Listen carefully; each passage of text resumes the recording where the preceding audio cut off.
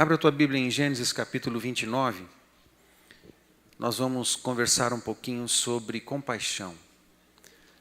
Tem alguns exemplos na Bíblia que demonstram a compaixão de Deus sobre nós e algumas lições que algumas pessoas podem passar para nós que estão na Bíblia. Eu quero verificar isso com você.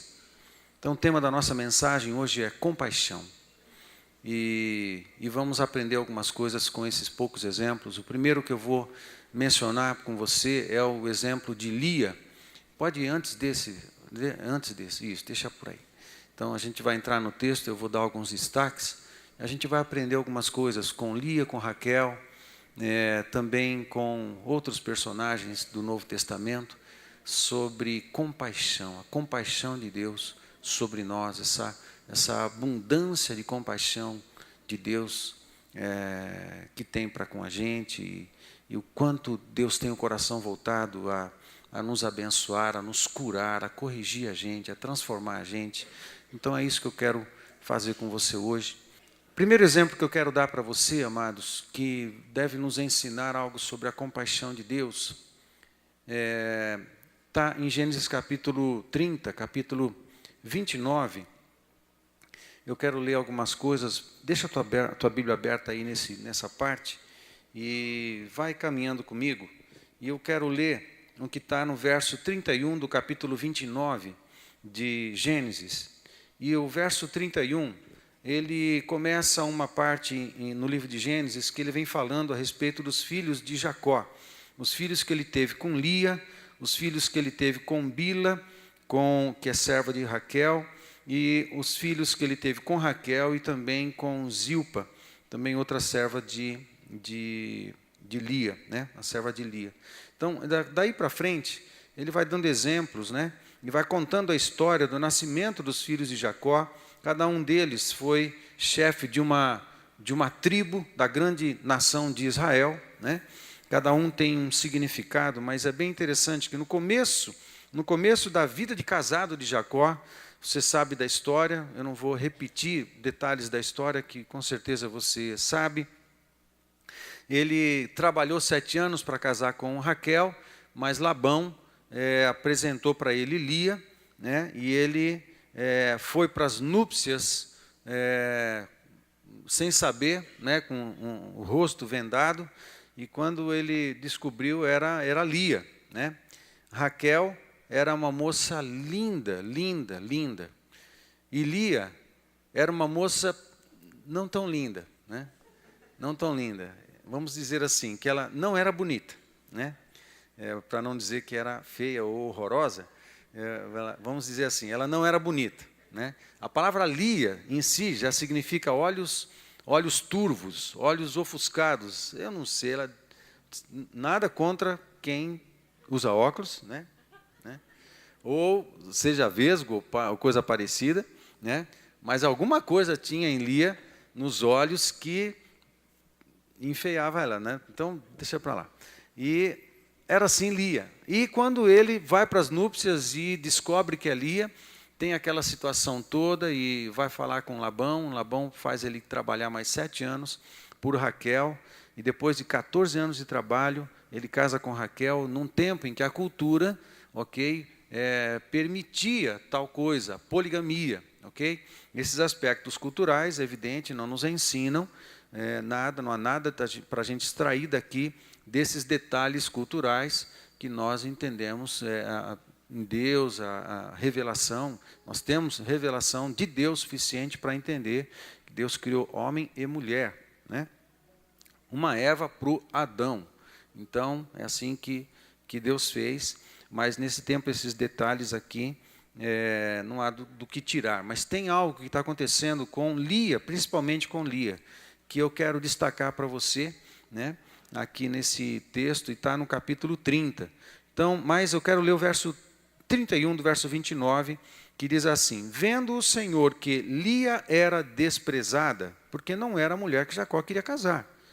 Lia era a irmã mais velha, mas casou com ela. E por conta disso, Lia foi desprezada. Vendo o Senhor que Lia era desprezada, fê-la fecunda. Muito interessante.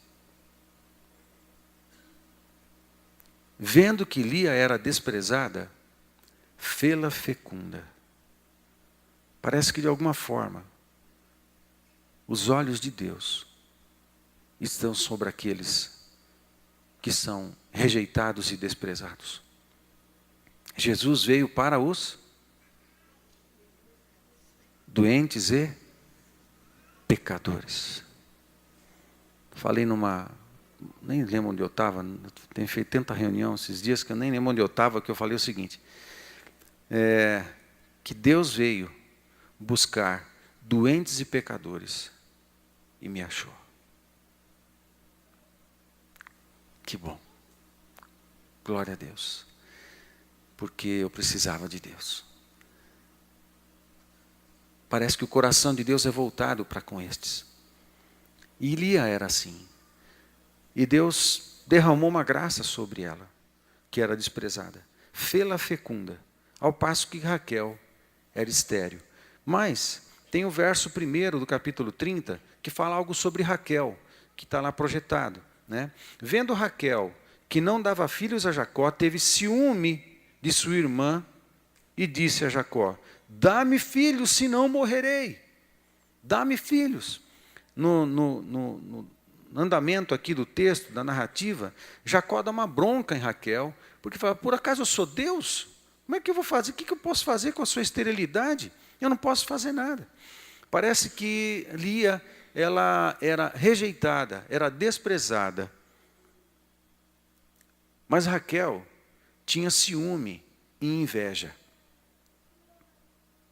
Aos desprezados e rejeitados pela vida, pelo mundo, pela família, pela sociedade, por si mesmo, aos rejeitados e aos desprezados, Deus libera uma bênção de amor, de amparo, de cuidado e faz destes fecundos, multiplicadores, produtores de bênção e de vidas e de filhos. Agora, o ciúme e a inveja deixa qualquer um estéril. O ciúme e a inveja no casamento esteriliza o casamento. O ciúme e a inveja no ministério esteriliza o ministério. O ciúme e a inveja na vida conjugal esteriliza a afetividade conjugal. O ciúme e a inveja entre irmãos esteriliza o amor e a comunhão familiar. O ciúme e a inveja numa célula poderia esterilizar a célula. O ciúme e inveja, competição numa igreja, mata a igreja, esteriliza a igreja. O ciúme e a inveja estão no mundo. E tudo que tem a ver com ciúme e inveja, de alguma forma, está morto. Ou em processo de morte. Perde a capacidade de reproduzir, perde a capacidade de crescer, perde a capacidade. Ciúme e inveja. Amém?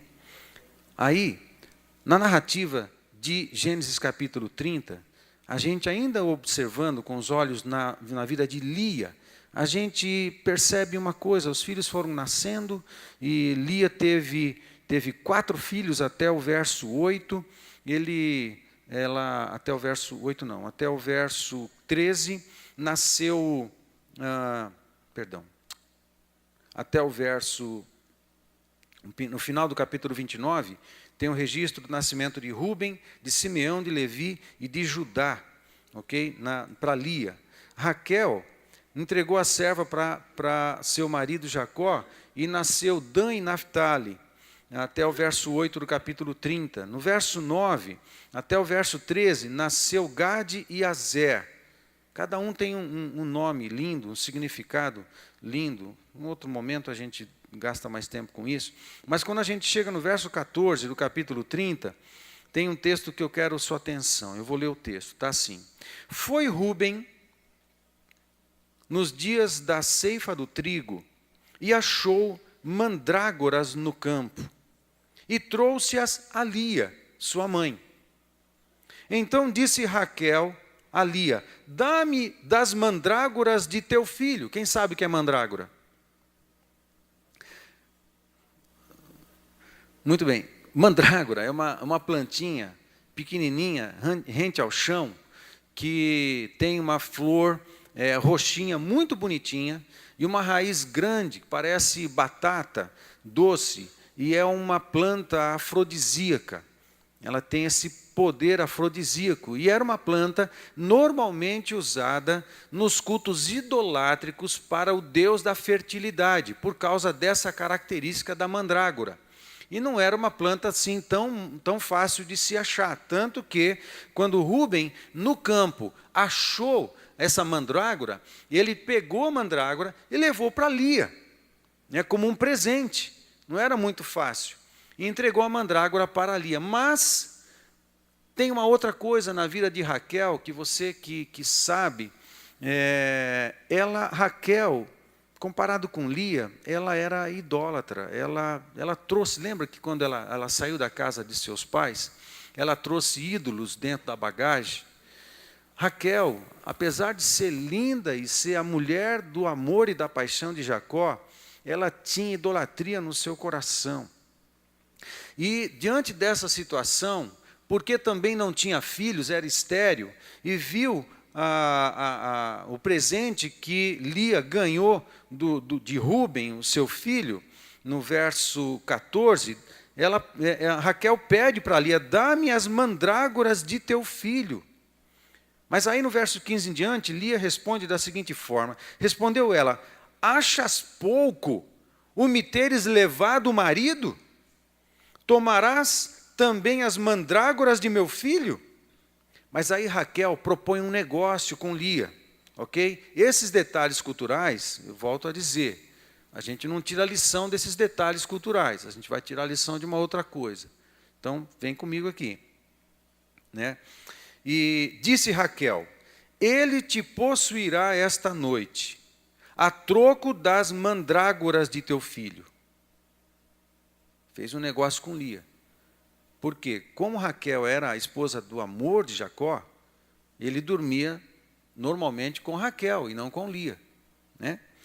À tarde, no verso 16, vindo Jacó do campo, saiu-lhe ao encontro Lia e lhe disse: esta noite me possuirás, pois eu te aluguei. Parece estranho, né? Parece esquisito um negócio. Por isso, eu estou fazendo ênfase desde o começo que esses detalhes culturais não nos interessam, ok? Vamos lá. Esta noite me possuirás, pois eu te aluguei pelas mandrágoras de meu filho. E Jacó, naquela noite, coabitou com ela. Ouviu Deus a Lia, ela concebeu e deu à luz o 5º filho. Olha que doideira. Então disse Lia: Deus me recompensou, porque dei a minha serva ao meu marido, porque dei a minha serva a meu marido, e chamou-lhe Issacar. Isso até o verso 18. Muito bem. O que eu chamo a atenção nessa situação aqui? Primeiro, o comportamento de Raquel, que ela, por ciúme e inveja, tudo que Lia tinha, Raquel também queria. Menos a feiura, né? Quem quer a feiura? A feiura ela não queria de Lia. Mas o restante ela queria tudo, ela tinha inveja de Lia. E quando ela viu as mandrágoras na mão, com certeza, ela fez uma associação por causa do espírito de idolatria que havia em seu coração. As mandrágoras faziam parte das ofertas aos ídolos da fertilidade. Como ela era estéril, a intenção não era só fazer um chá e tomar e dar para o seu marido. Com certeza tinha a ver com a idolatria. Mesmo assim, era uma especiaria, era algo raro, era algo importante, caro também. E Lia, que também não engravidou todas as vezes que coabitou com Jacó, ela fez uma troca com Raquel. Então eu chamo a sua atenção para essa troca. Raquel trocou a intimidade e o amor do seu marido por um bem, por uma coisa. Mas Lia abriu mão de um bem, abriu mão, que era só uma planta para Lia, pela intimidade com o marido.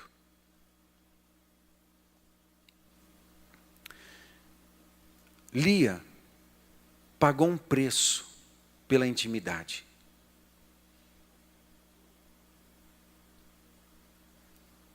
Ela me ensina algo muito poderoso nessa situação, nesse episódio. Qual é o preço que a gente está disposto a pagar? O que a gente está disposto a abrir mão na nossa vida pela intimidade com Jesus? Lia me ensina que o prêmio da intimidade é Issacar. Issacar é um filho muito especial. Issacar significa a recompensa. Quem escolhe a intimidade com Deus será recompensado. Quem abre mão daquilo que for preciso pela intimidade com Deus, por passar tempo com Deus, por entrar na intimidade do amor com o nosso Senhor Jesus Cristo, será recompensado. Issacar tem uma outra coisa. De todas as tribos tinham uma unção própria. A de Judá, por exemplo, a palavra Judá significa louvor. Judá era um filho grande, era um filho forte, era um líder natural, mas também era um homem de adoração, também era um homem de louvor. Davi é da tribo de Judá.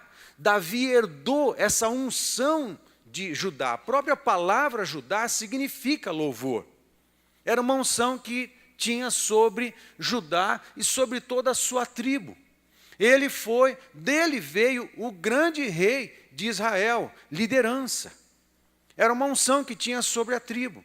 Uma outra tribo interessante de Azer, esse filho que teve aqui, que Lia, Azer significa alegria, felicidade. Era uma unção dessa tribo, era uma tribo que festejava, uma tribo que havia grandes, bons músicos, além dos levitas, que eram músicos também. Mas era a tribo da festa, era a tribo da celebração, era a tribo de Azer, porque isso era uma característica dessa tribo. Assim também a tribo de Issacar. Qual é o detalhe de Issacar? O nome Issacar significa recompensa, ou a recompensa, mas havia uma unção sobre Issacar, que Davi soube aproveitar a unção dessa tribo. E a tribo de Issacar, em 1 Crônicas, tem registros ali de que eles auxiliavam o rei Davi nas batalhas. Por quê? Porque sobre Issacar havia uma unção de discernimento dos tempos. É uma unção profética, é uma unção específica que há sobre Issacar. Ele sabia detectar e fazer a leitura dos tempos. A leitura dos tempos da revelação, como Deus está escrevendo a história de Israel, o que é que Deus está fazendo associado às palavras proféticas e às alianças em Moisés, as instruções das alianças em todo o Pentateuco, aquilo que os profetas vinham falando, vinham dizendo, dos tempos que Israel entraria, dos momentos. Por exemplo, dentro da guerra, eles auxiliando Davi como general de guerra, a tribo de Issacar é que dizia para o rei Davi a hora de começar a batalha. Olha, é tempo da guerra, é tempo de ir para a guerra agora. Vai porque o Senhor está dizendo. Antes de sair para a guerra, Davi consultava a tribo de Issacar, os sábios da tribo de Issacar, os anciãos da tribo de Issacar, porque a unção do discernimento dos tempos estava sobre essa tribo. Aqueles que abre mão do que for preciso para entrar na intimidade com o Senhor, o Senhor abrirá os céus e haverá recompensa. E se a gente pode fazer ainda mais uma associação com o fato de quem era Issacar, haverá uma recompensa de discernimento, sabedoria profética, entendimento das coisas, entendimento dos tempos, sabedoria para tomar boas decisões, sabedoria para saber quando avançar, sabedoria para saber quando parar, quando esperar, quando investir, quando chutar para fazer gol, quando correr para a zaga.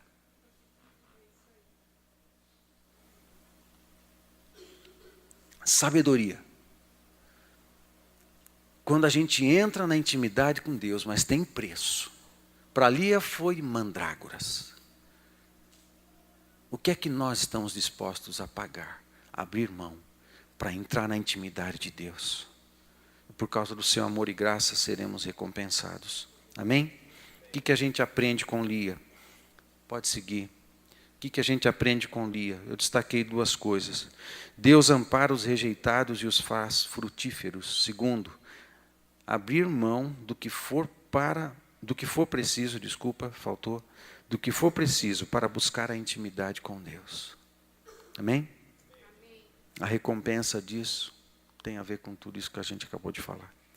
Mas tem um outro exemplo. Eu salto agora para Marcos capítulo 5, e eu noto, como a gente está conversando sobre compaixão, eu estou investigando o coração de Deus para com os rejeitados.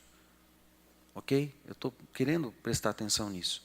Quando eu vou para Marcos capítulo 5, a partir do verso 25, eu encontro um outro exemplo.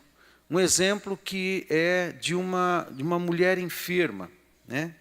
E é uma mulher do fluxo de sangue que há tantos anos tinha problemas e ninguém curava, gastou todos os recursos que tinha para buscar a cura e não tinha conseguido. A partir do verso 25, o texto diz assim, de Marcos capítulo 5.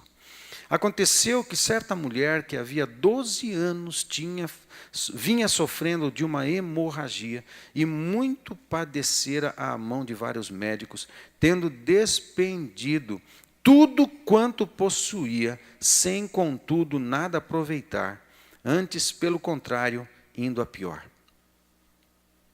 Presta atenção aqui, já eu continuo lendo. Lia abriu mão de algo valioso que tinha na mão, pela coisa certa. Ela abriu mão de alguma coisa valiosa que tinha na mão, para ter intimidade com o noivo, com o marido, com Jacó. Mas muitas vezes, a gente gasta tudo que a gente tem, ou a gente gasta muito daquilo que Deus nos dá, nas coisas erradas. Se a gente mirar no lado errado, a gente erra. Se mirar no lado errado, no alvo errado, talvez você acerte o alvo errado. Onde a gente vai investir nossos recursos? Onde a gente vai investir nosso tempo? Onde eu e você investimos o nosso coração e a nossa vida? A gente precisa cuidar disso. Se a gente procurar cura, felicidade, compensação, cura do nosso coração, cura da rejeição, cura do abandono, cura do desprezo, em sexo, em dinheiro, em passeios, em viagens, em pornografia, em bebida, em droga, você vai gastar, você não, né? Alguém gastaria tudo e muito mais, e não encontraria felicidade, amparo, cuidado, amor, aceitação. Não encontraria. Essa mulher gastou tudo o que tinha na coisa errada, ou no médico errado.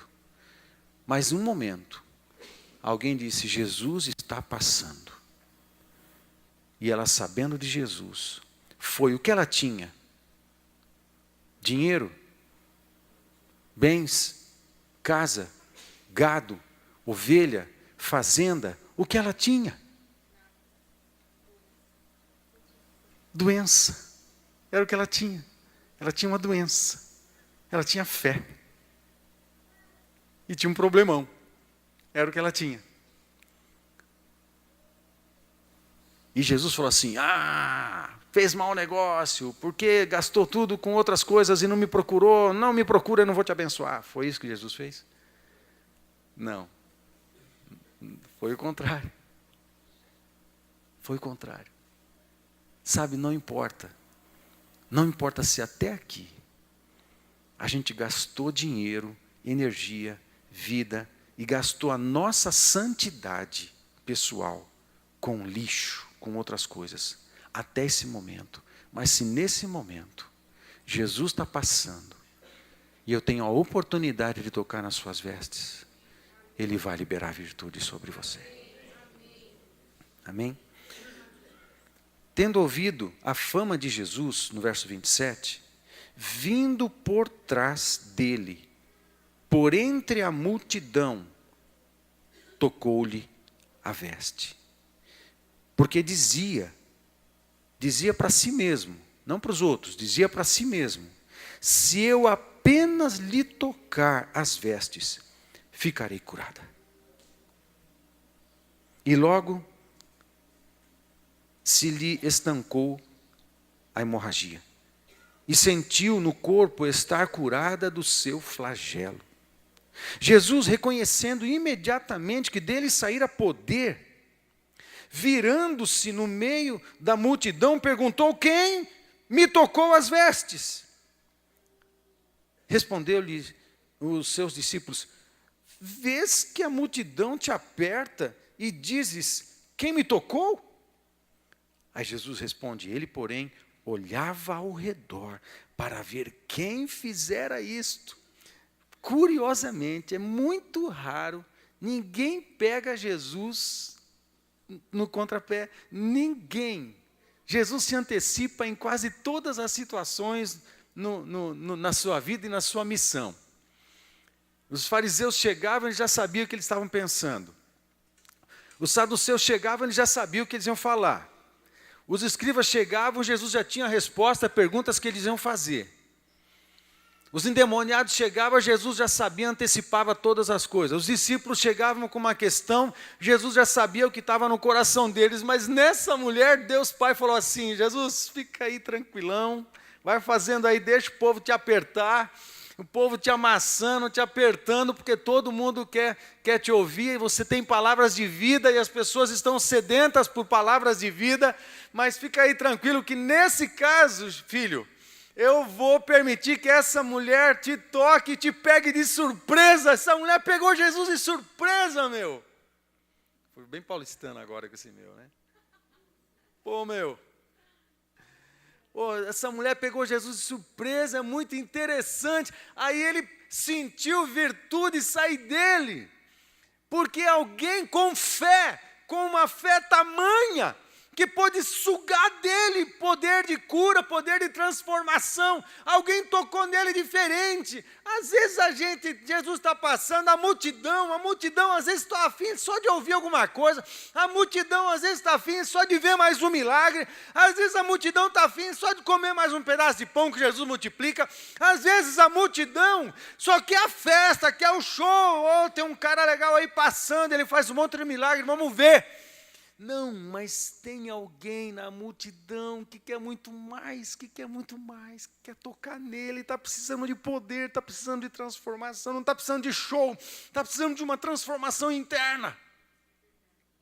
É alguém toca em Jesus desse jeito, percebe? Por que os outros que estavam tocando, empurrando, amassando Jesus, não liberou virtude para eles? Porque não é assim. Depende de quem toca, depende do coração de quem toca, depende da intenção de quem toca, depende do volume de intenção, do anseio, do desespero, da intensidade de quem toca. Isso vale muito para Deus. Se você chega desesperado, babando, quero Deus, eu quero Deus, eu quero Deus, Pai, eu não aguento mais, me toca, me transforma. Para Deus isso é importante. Aí você chega assim, vamos ver o que acontece, vamos ver se rola alguma coisa. Pô, você vai cair em cima de Jesus, cara, você vai dar canelada em Jesus, você vai apertar Jesus, você vai puxar na roupa, vai fazer o que for, não vai sair virtude dele. Agora, se for com intensidade, com clamor, com desejo, com desespero, toda virtude necessária virá. Ele é a fonte, vem poder, vem cura, vem milagre, vem amor, vem aceitação, cura o coração, o que for preciso, mas tem que chegar com vontade, como Jesus. Essa mulher me ensina isso. Ela chegou com vontade. E toca em Jesus, e Jesus não sabia quem era. Nossa, é muito legal isso. Ele não sabia quem era. Ele estava procurando quem é que me tocou, quem me tocou. Ele, porém, olhava ao redor para ver quem fizera isto.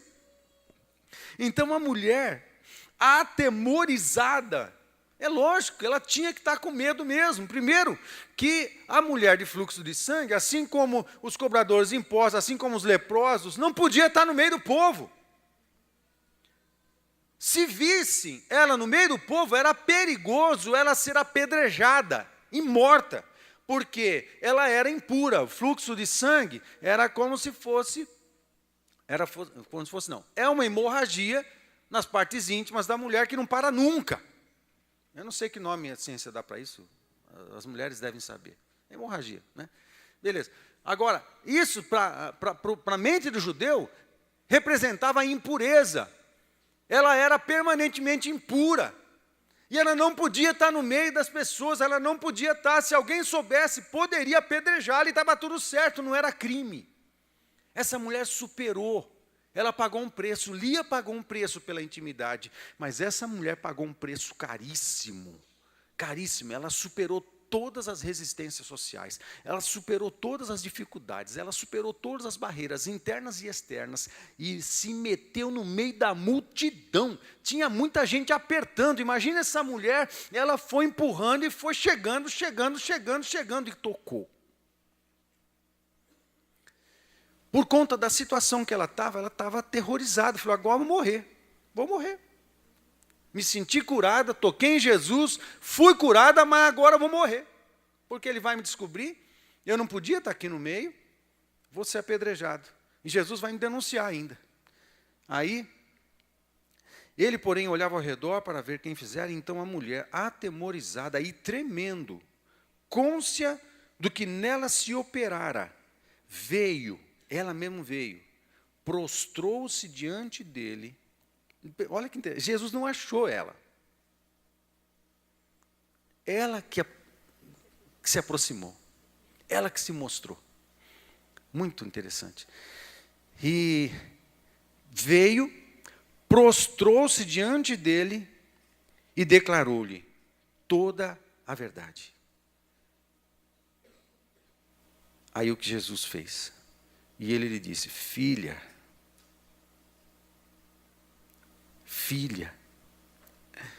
é muito lindo.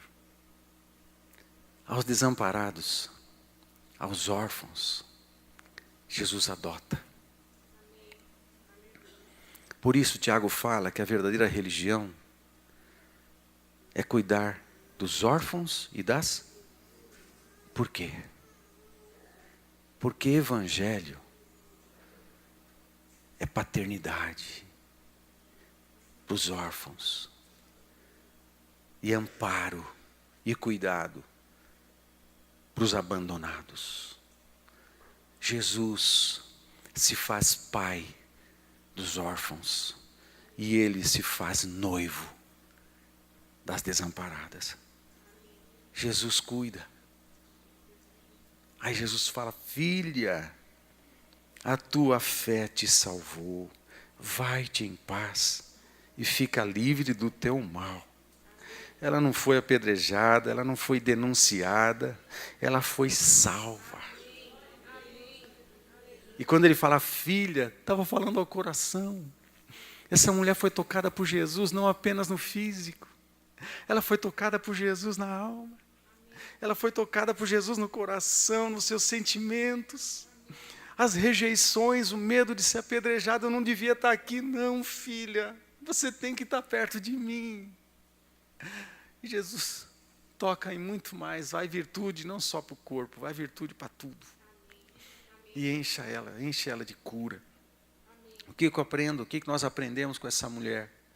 Superar todas as dificuldades para estar com Jesus.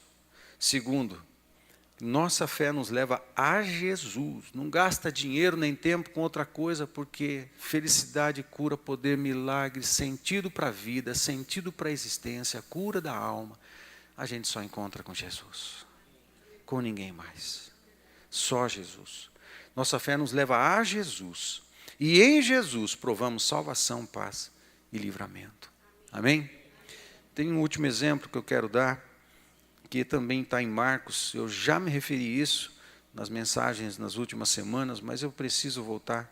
É a questão do leproso, bem parecido com essa mulher. No verso 40 do capítulo 1, diz assim, Marcos: aproximou-se dele um leproso, rogando-lhe de joelhos. Gente, a intensidade conta muito para Deus. Fale comigo, a intensidade conta muito para Deus. Se eu quiser meia boca, fale comigo assim, se eu quiser a Deus, tipo assim, meia boca, tipo assim é terrível, né? Meu Deus, tipo assim não existe na língua portuguesa, né? Mas vamos lá. Se eu quiser a Deus, tipo meia boca, né? Não vem virtude. Amém? A intensidade conta muito. Quanto você está querendo? Se você só está querendo ver Jesus passar e ver alguns milagres, é isso aí que você vai ver. Agora, se você cair aos seus pés, falar, Jesus, eu preciso muito, então virá virtude, virá poder, virá. Aproximando-se dele um leproso, rogando-lhe de joelhos, se quiseres, podes purificar-me. Jesus, profundamente compadecido, compaixão, estendeu a mão, já falamos sobre isso, ele não tinha que tocar, ele era só falar.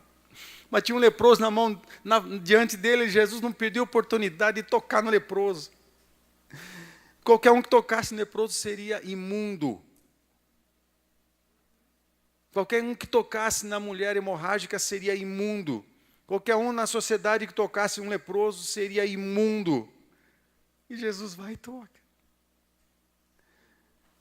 Legalmente falando, Jesus estava imundo. Mas tem sentido isso? Não tem sentido.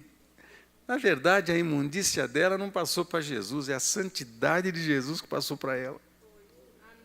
Quando a gente toca em Jesus, meu querido, não importa como você está. Não importa se é imundícia de 20 anos, se é imundícia de 40 anos, se é imundícia de muitas gerações. Não importa quanto você está, se você tocar nas vestes de Jesus, se você tocar em Jesus, a santidade dele vem para você. Não é a gente que contamina Jesus, é ele que nos invade com a sua santidade, com a sua cura. Mas tem que ir com intensidade. Fale comigo assim, tem que ir com intensidade, irmão. Isso aí. Tem que ser intenso. Olha, aí no mesmo instante, lhe desapareceu a lepra. Jesus tocou nele, ser limpo, eu quero que você fique limpo, ser limpo, e toca nele. No mesmo instante, lhe desapareceu a lepra e ficou limpo, fazendo-lhe então veemente advertência. Nunca ninguém obedeceu a Jesus nessas advertências que ele fez. É engraçado, no Novo Testamento, ninguém obedecia a Jesus nisso. Ele falava, não fala nada para ninguém que eu te curei. A primeira coisa que o cara saía falando era que tinha sido curado por Jesus. Esse aqui é mais um exemplo de que não obedeceu a Jesus nessas advertências que ele fazia. Dava o efeito contrário, sempre dava o efeito contrário. Fazendo então veemente advertência, logo despediu e lhe disse, olha, não digas nada a ninguém, mas vai, mostra-te ao sacerdote e oferece pela tua purificação o que Moisés determinou. É uma estratégia de Jesus também. Ele indo no sacerdote, todo mundo ia ver que ele estava curado. Para servir e testemunha ao povo. Ok? O resultado era também, no final das contas, mostrar ao povo. Mas, tendo ele saído, entrou a propalar. O problema é que ele trocou a ordem. Ele trocou a ordem. Era para falar, mas na hora certa e do jeito certo. Não. Não foi para o sacerdote, não deu testemunho ao povo, já saiu falando, né? Saiu a propalar muitas coisas e a divulgar a notícia, a ponto de não mais poder Jesus entrar publicamente em qualquer cidade. Não era esse o plano de Jesus, mas permanecia fora, em lugares ermos, e de toda parte vinham ter com ele. O que a gente aprende com esse homem? Primeiro, superar todas as dificuldades para estar com Jesus, é a mesma coisa que a gente aprende com a mulher hemorrágica. E segundo, sempre podemos contar com a compaixão de Jesus. Amém? E eu termino com Tiago, capítulo 1. Tiago, capítulo 1, a partir do verso 19, diz assim: Sabeis estas coisas, meus amados irmãos, todo homem, pois, seja pronto para ouvir, tardio para falar, tardio para se irar, porque a ira do homem não produz a justiça de Deus. Portanto, despojando-vos de toda impureza e acúmulo de maldade, acolhei com mansidão a palavra em vós implantada, a qual é poderosa para salvar a vossa alma. Tornai-vos, pois, verso 22, tornai-vos, pois, praticantes da palavra, e não somente ouvintes, enganando-vos a vós mesmos. Porque se alguém é ouvinte da palavra e não praticante, assemelha-se ao homem que contempla num espelho o seu rosto natural, pois a si mesmo se contempla e se retira, e para logo se esquece de como era a sua aparência. Verso 25. Mas aquele que considera atentamente na lei perfeita, lei da liberdade, e nela persevera, não sendo ouvinte negligente, mas operoso praticante, esse será bem-aventurado no que realizar. Esse será bem-aventurado no que realizar. Quem é bem-aventurado no que realizar? Aquele que ouve a palavra e põe em prática. Mas, aqui dá uma mensagem linda, né? Mas no verso 26, interessante que o texto segue da seguinte forma: se alguém supõe ser religioso, deixando de refrear a língua, antes enganando o próprio coração, a sua religião é vã. Verso 27, a religião pura e sem mácula, para com o nosso Deus e Pai, é esta: visitar os órfãos e as viúvas nas suas tribulações, e a si mesmo guardar-se incontaminado do mundo. Santidade. Visitar os órfãos e as viúvas. Amado, nós temos a compaixão de Deus disponível a todos nós. Esses 3 exemplos nos ensinam coisas preciosas. Mas sabe de uma coisa? Nós precisamos ser instrumentos de compaixão na vida das pessoas. Sabe, aos órfãos e às viúvas, Jesus se revela pai e noivo. Pai e noivo que ampara e que cuida. Nós temos essa mensagem, mais ainda, nós temos a experiência. Nós temos, porque a compaixão nos alcançou. Nós temos a compaixão de Deus. Amém? Mas deixa eu voltar e ficar na experiência de compaixão. O que a gente aprende com esses testemunhos todos? Pode projetar os 5. A primeira coisa é essa aí. Aprendemos com Lia e Raquel. A inveja e o ciúme é maligno, e mata a nossa capacidade de crescer e reproduzir. Os rejeitados que buscam a intimidade com Jesus são aceitos e tornam-se frutíferos. Amém? E, para resumir tudo, que a gente pode aprender com esses exemplos aqui? Com a Lia, com a mulher hemorrágica e com o ex-leproso. Primeiro, vamos ler juntos? Deus ampara os rejeitados e os faz frutíferos. Abrir mão do que for para buscar a intimidade com Deus. Superar todas as dificuldades para estar com Jesus. Nossa fé nos leva a Jesus e em Jesus provamos salvação, paz e livramento. Sempre podemos contar com a compaixão de Jesus. Por favor, abaixe sua cabeça. Olha para o teu coração. Olha para o teu coração. E avalia se você está precisando de um toque. Se você está precisando de um toque.